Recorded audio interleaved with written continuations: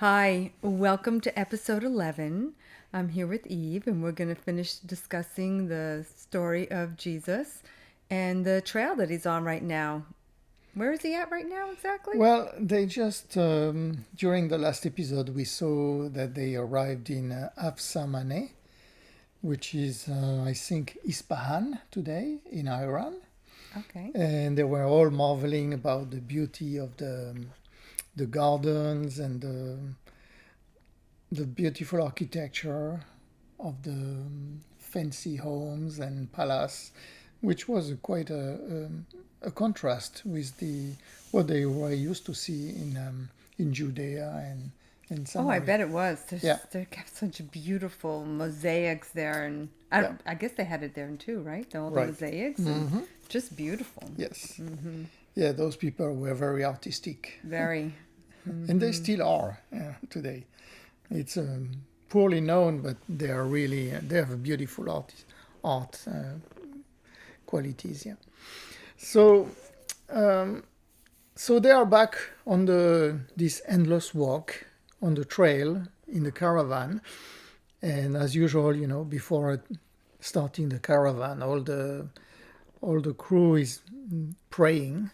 They are praying for safety. They are praying for to be protected from marauders. They are praying to make sure that the animals are in good health and that everything goes well. That's so important. Yeah. And so they are quite happy also because another caravan is joining them, which always brings safety in Right. that case. Definitely. Yeah, the number makes you stronger and safer in a way. And we saw that Isfahan was like a grand central station for all the caravans. Oh, okay. So from there, that's where they picked up this other Yes, one. Oh, that's okay. exactly what happened. Yeah. Okay. So the next destination are going to be Sadr Zva, which is difficult to pronounce, but it used to be Ekatompiles in Greek, which means the city with 100 gates.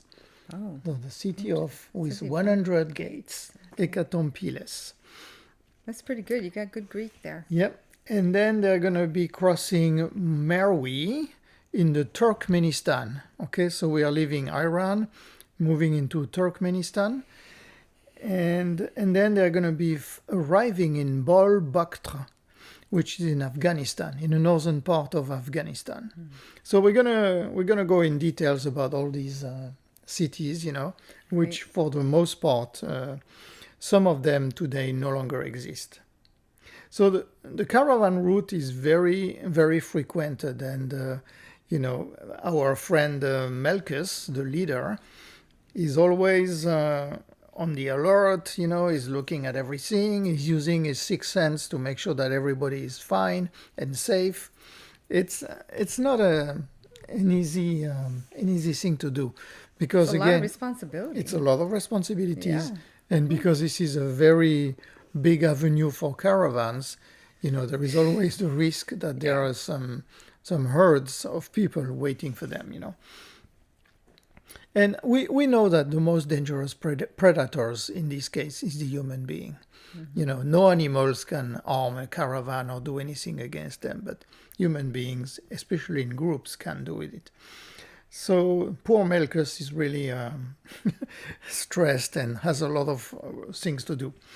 But on the other hand, Yeshua and Yosh, on their respective dromedaries, are not really afraid. They know that they are protected and that their trip has been created and has been put in place for a much grander purpose. Right. So they know that this is not an accident. They are not tourists. They are not just doing it for fun. It is for... They're in the flow of their divinity. Yes, I like what you say. Exactly.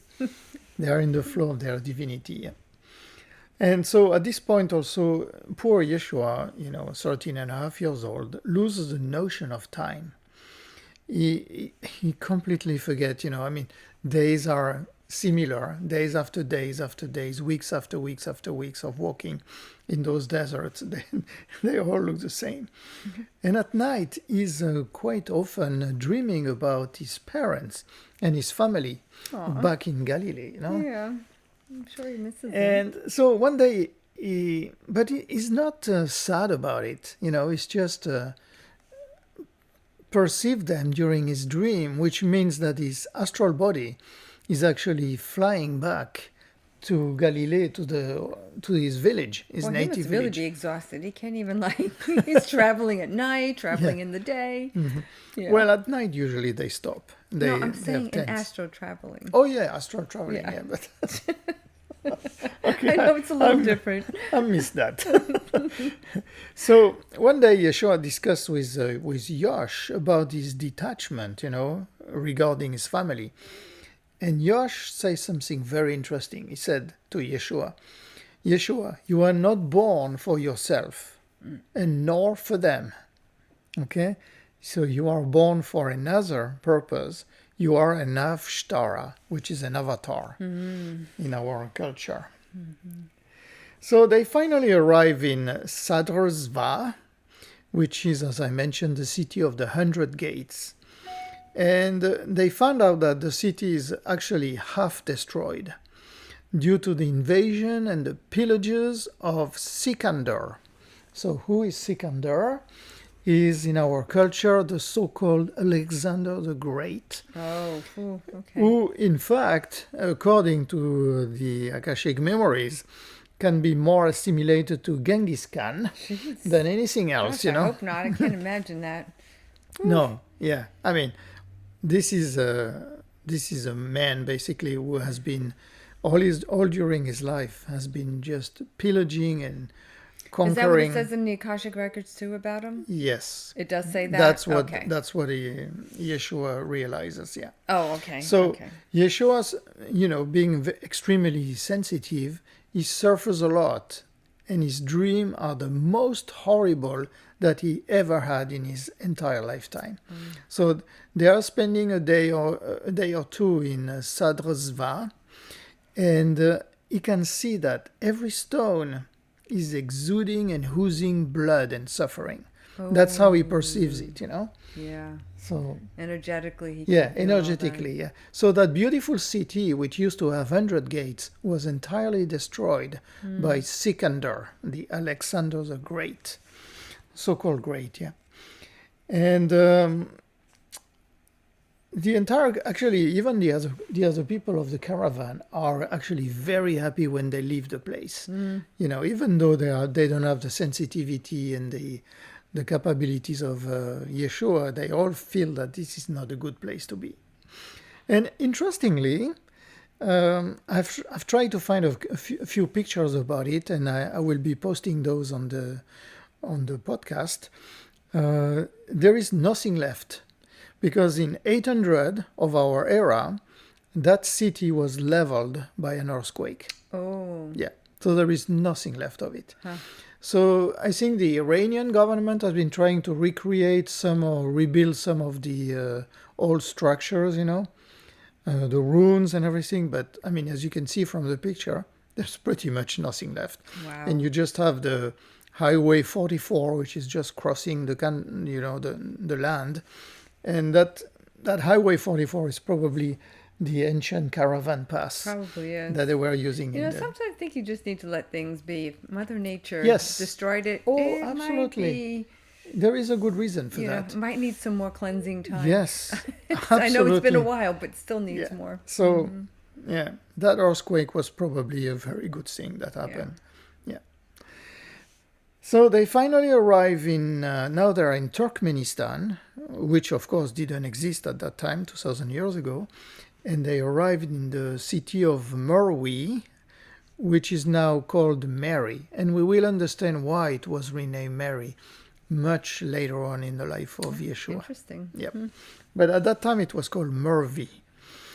And again, Yeshua and Yosh can feel the same horrible atmosphere.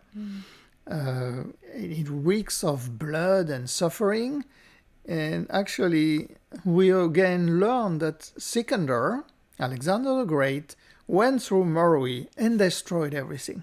I wonder why they call him Alexander the Great. I don't know. Maybe he called himself Well, that. yeah, because you have to remember that history is written by the victors, right? Yeah, So they yeah, can that's name true. themselves whatever they That's want. Yeah. true. So Sikander was there again in Meroe and brought destruction and death.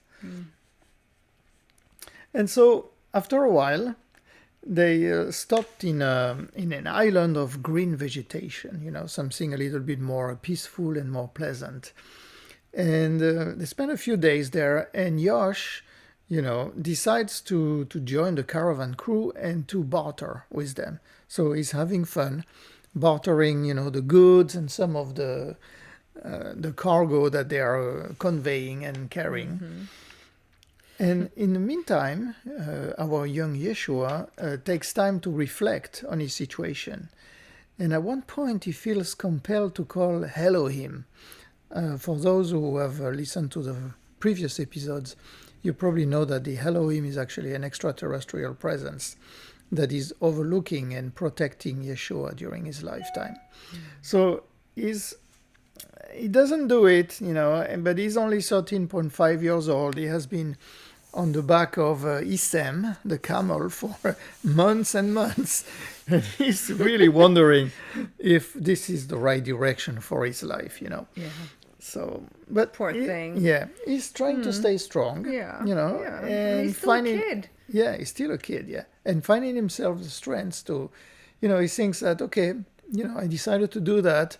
There is a good reason, and really I shouldn't be calling the Elohim just because I feel a little bit, depressed. Right.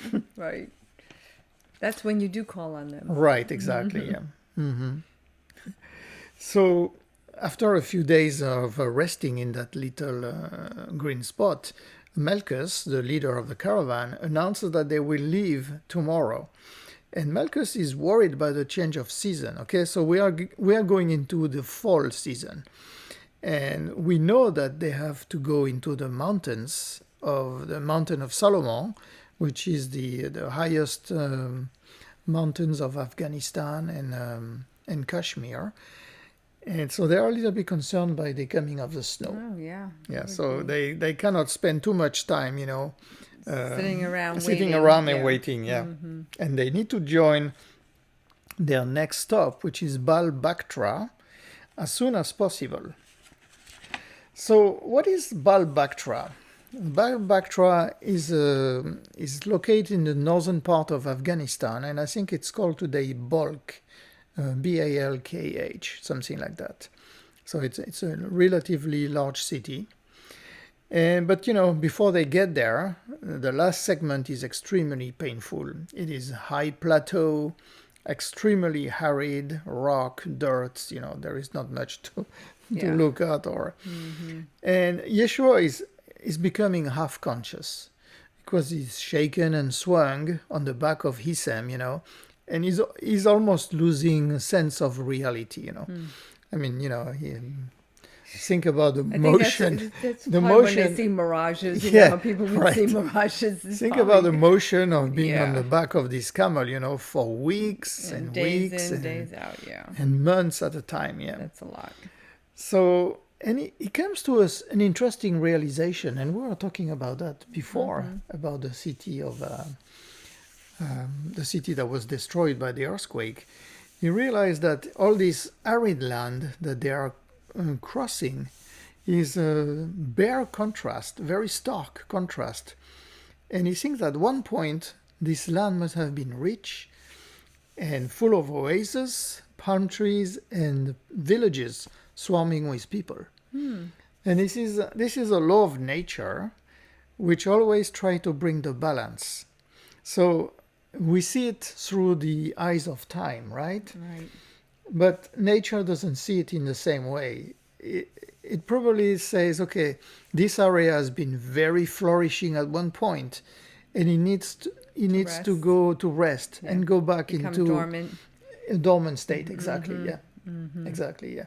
And and deserts, which are now deserts, will in the future becomes again I could full see of that. activity and life. Yeah. Yeah, I definitely could see that. I mean, it's a cycle for Right. the certain areas of the planet too. So, Yeshua, again, being a young man, realized, and this concept comes to his mind, and I think it's a very, very true stuff to think about. So, so finally, after weeks and weeks of walking, they arrive in Balkh, and they stay 3 days there.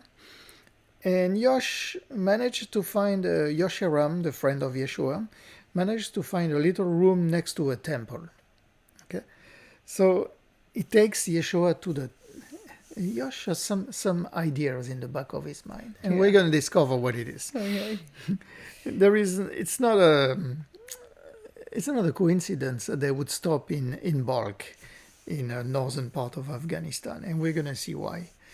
So Yosh takes Yeshua on top of a tower because he wants Yeshua to have a view of the city, of the old citadel. And I was able to find a couple of pictures of that old good. city. Okay. So we will be able to see the citadel from like a drone view or something like that. And so Yeshua admired the landscape and he starts recognizing the place. So there is something in him that tells him that He's been there before? he has lived here before. Oh. Yeah. Previous lifetime. Yeah.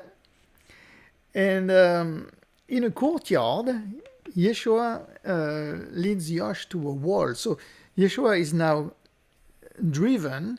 He takes Yosh and they go to a wall, and there is a small sculpture against the wall. And that small sculpture is the Essenian star, which is again the medallion with a star with 8 arms. Okay. We have talked about that before in a that's previous right. episode, yeah, with basically 8 spikes, yeah. And so they decided to give to get into the one of the temple there, and Yeshua entered the room and he asked Yosh to leave him alone. He needs to meditate. He needs to. There is something that he needs to figure out. And in this temple, there is nothing. I mean, there is just an empty room with a big bowl in the middle where a fire is burning constantly. Oh. So, kind of an inviting place, but Right. very, very Spartan with just a fire in the middle. And Yeshua decided to go to lay flat on a stone on the floor, and he starts crying. While asking, his father, again, the father is the creator, what is going on? And he becomes drunk with divine feelings, and all kind of strange thoughts and emotions are stirring him. I mean, he's coming to a point where he cannot stay in this temple anymore, Oh, he's probably feeling everything from Yes, the past. yes, Past exactly. life. Yeah. Oh, But he yeah. cannot identify it. Yeah. He cannot put his fingers on it yet. So he decides to leave the temple and to look for a more pleasant place, which would be more inviting, more refreshing. He wants to find a small garden somewhere. So, and finally, just wandering around and getting lost in the labyrinths of the streets, he finds a small place and he's enticed by the fragrance of the plants and the flowers and the complete obscurity and darkness of that place. So he goes there and again, he's trying to meditate. He's by himself. There is nobody around him. It's middle of the night. And he wonders why, after, praying so much, meditating so much, and studying so much, why is he feeling all these turmoils inside himself, what is causing his head and his heart to go berserk, Why is it so strange? And at one point he sits next to a small tree and he sees a tall figure coming to him with a very long robe. I think the color is carmine. I mean, deep red. Oh, yeah. Yeah. Like carnelian? Carnelian, yeah. Yeah. So the figure has very long hair, and his face is bathed in the light.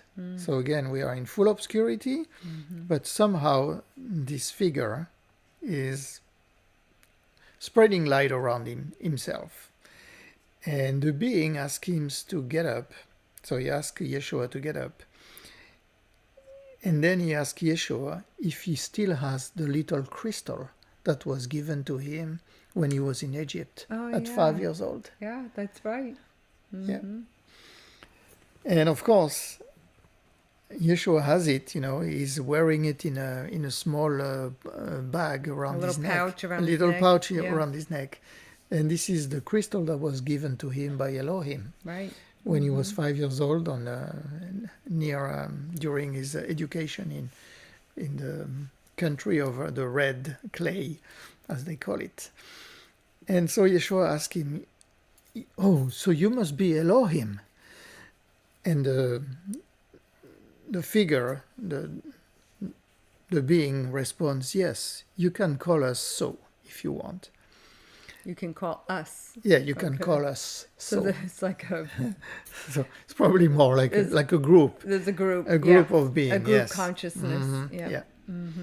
So Yeshua asked, Elohim, what should I do? I mean, I'm very perplexed. I'm really, I'm going through a lot of turmoils inside myself. And the being tells him, okay, Yeshua, at this point you must remember. So come tomorrow at the same time, and we will see what we can do for you. Our role is very simple. We want to make sure that the plan unfolds itself perfectly. And for that reason, you have to come back tomorrow night Okay. at the same place. Interesting. Ooh. Yep. So the being disappears, and Yeshua, starts crying.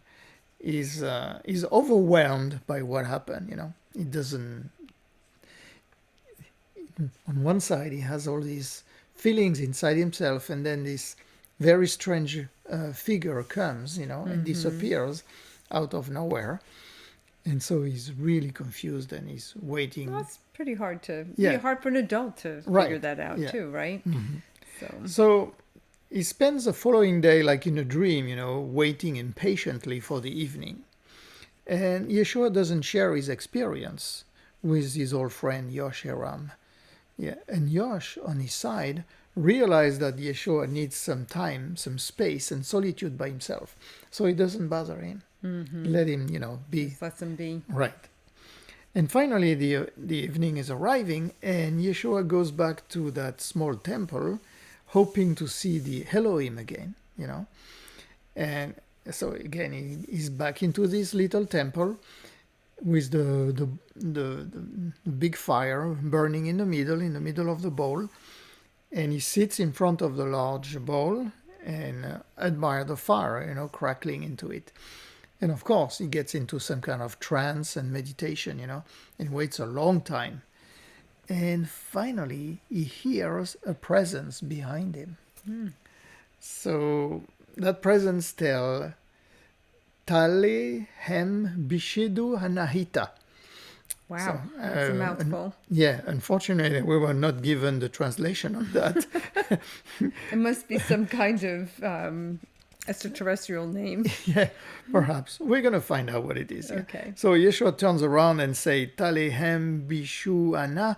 But he says, then, I don't understand your language. I don't know what to tell you and what you told me. And so he realized there is a man behind him, a bald guy, wearing a long robe of red color again. And so the man invites Yeshua to follow him into another room in the temple, which was with a secret door, basically. And they arrive into a closed room, very high, with a very high ceiling. And the interesting stuff is that hanging from the ceiling, there is a giant crystal, which has a very dim light. So the crystal is actually the device used to bring light into the room, and probably other things as well. Oh, okay.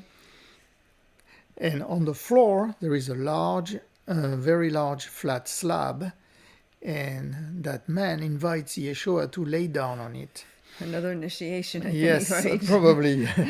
And so Yeshua is trusting the man. He knows that somehow he's protected, and if Elohim invited him to come back the following days, it's because there was a reason for that. Right. So he's completely trustful. And then while he's laying on the slab, he hears 3 more people arriving in the room, and among them is his friend Yosheram. Oh. Surprise, so he got surprise. an invite, huh? Yeah. And Yosheram says to Yeshua, "Oh, do not be afraid, Utuktu," which means, avatar. "All this has been planned for a very long time. You know it. These men who are around me and around you have been waiting for your arrival for a very long time. They are receiving you. It's an honor for them. They are going to help you remember." Because we know that this is the goal of the ritual, right? Right. Trying to remember something. And they are also offering you a cup of hahoma to help you with your visions. Oh, okay. So a little mushroom action going on. Of some kind. We're going to see some kind of drinks, yes. Yeah. So Yeshua immediately insists that he does not need any drink, Right. any potion to remember. But Yosh insists and tells him, it is part of the ritual. Yeah. So you have to take it. So Yeshua is a little bit worried. And he asks again his Father, the Creator, to protect him and to allow him to see what is needed, to get the memories back. And so the 3 priests and Yosh are starting the ritual by chanting. And the chant is very similar to Tibetan monks, very deep. It's like a guttural sound coming Right. from the guts, From the really. belly, From right. the belly, yeah. Yeah.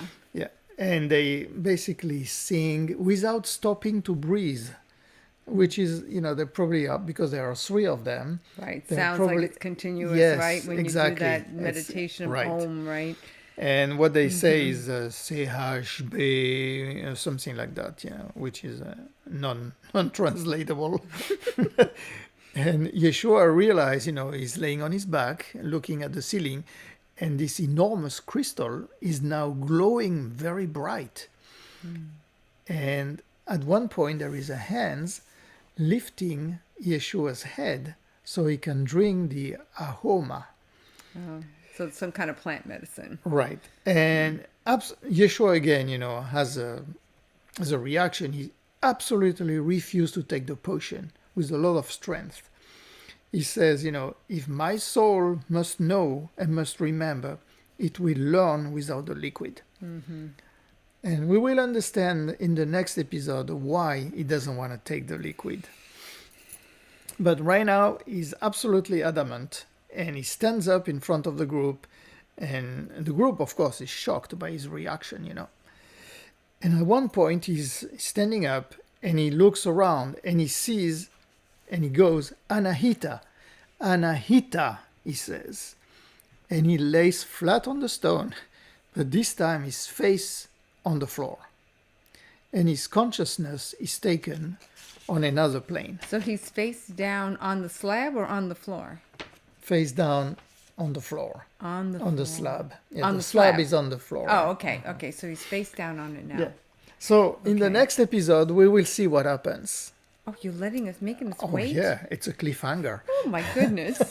I didn't know Yes. that was going to happen. I'm sorry. But just to unveil a little bit what is happening is basically Yeshua is taken to, for the first time, he has an Akashic memories reading. Oh my Of goodness. his own Okay. memories.